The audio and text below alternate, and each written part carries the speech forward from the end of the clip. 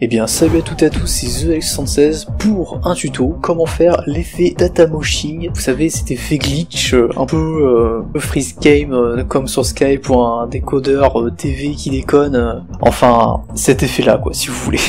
En fait c'est des images qui s'interposent en fait, qui se mettent les unes par les autres et qui en fait l'image qui a été superposée par l'autre, c'est-à-dire en fait c'est comme s'il y avait plusieurs calques qui se mettaient à l'avant une par une, et puis derrière et ben elle reste fixe et glitchée en pixels comme ça, vous voyez. Et ça peut faire avec n'importe quelle vidéo, enfin voilà, le but c'est de faire comme vous voulez. Pour les logiciels, donc, alors ce que vous allez avoir besoin comme logiciel, c'est Avidemux 2.5 qui sera dans la description. Donc vous l'ouvrez, voilà, tranquille. Vous ouvrez comment dirais-je, une vidéo, une petite vidéo que vous avez dans un coin ou je ne sais quoi. Donc on va prendre celle-ci. Alors, donc si vous demande ce message, vous faites non. Voilà, donc en fait c'est le décodeur, en fait ça sert à rien. Alors ici vous avez vidéo, donc vous allez dans Meg 4 ASP Xvid. Donc vous allez appuyer sur configurer. Vous allez dans l'onglet frame, vous mettez à 9, enfin vous mettez tout neuf. Vous appuyez sur OK, vous enregistrez. Vous allez l'appeler test, enfin comme vous voulez. Hein. Enfin, voilà, vous l'enregistrez.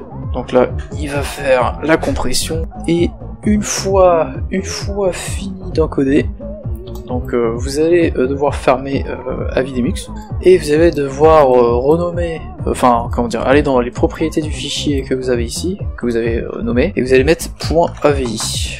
Voilà. Donc là ça va vous faire un fichier vidéo que vous n'allez pas toucher pour le moment. Ensuite vous allez le réouvrir, donc vous glissez tout simplement dans le logiciel, ça va vous le mettre automatiquement. Donc une fois ouvert, vous allez remarquer qu'en fait quand vous allez défiler comme ça avec votre curseur, que vous allez voir ici les types de frames, ça va être que en i, et justement ça va être un peu la partie compliquée et chiante à expliquer, mais en gros vous allez devoir supprimer les iframes. Donc je vais vous montrer comment avec ce logiciel on peut les supprimer. Donc alors c'est très simple. Vous allez déjà à la toute première, vraiment à 0 frame.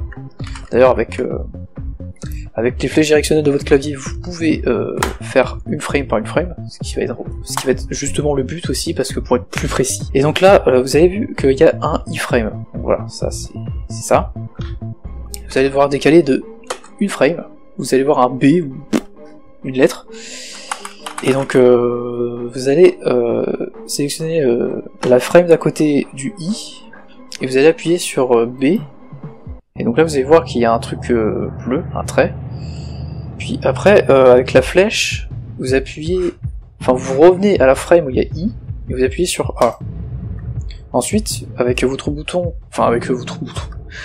clavier plutôt, et vous allez appuyer sur la touche supprimer.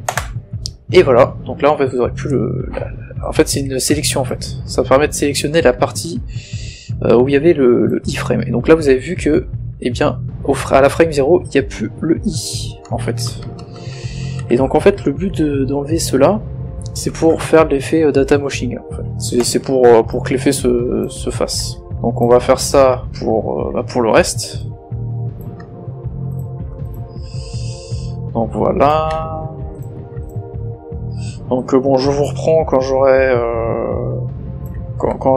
j'aurai fait tout cela. Et de retour les gens.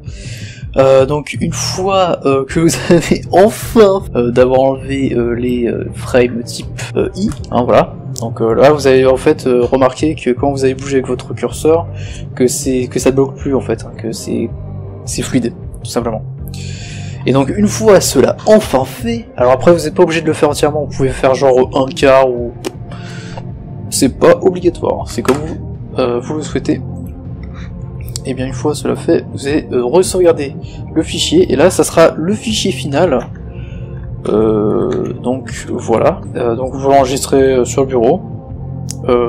Donc là vous faites non, et voilà. Et donc une fois cela fait, vous allez sur le fichier, vous refaites pareil, vous mettez en .avi, s'il veut bien. Et voilà. Et voilà, voilà. Donc là, ça vous fait ce résultat-là. Je sais pas si non, il n'y a pas de son. Bon, c'est pas grave. Peu importe, ça marche super bien. Voilà, c'est vraiment comme j'attendais, quoi. Ah, là, ça le fait bien, là. Ça fait vraiment bien l'effet, en plus. D'ailleurs, vous allez remarquer que ici c'est gris, hein, c'est normal, c'est parce qu'en fait, vu que c'est du 4/3, voilà, si ça aurait été du 16/9, ça aurait pas fait ce truc-là, en fait, c'est-à-dire, tout simplement. Et voilà, donc vous aurez plus qu'à faire de votre côté, donc vous voyez, ça c'est vraiment le meilleur que j'ai pu faire, quoi. Alors après, tout dépend ce que ça fait, que n'importe... En fait, chaque vidéo a sa particularité, en fait, hein, c'est complètement enfin, c'est même souvent aléatoire.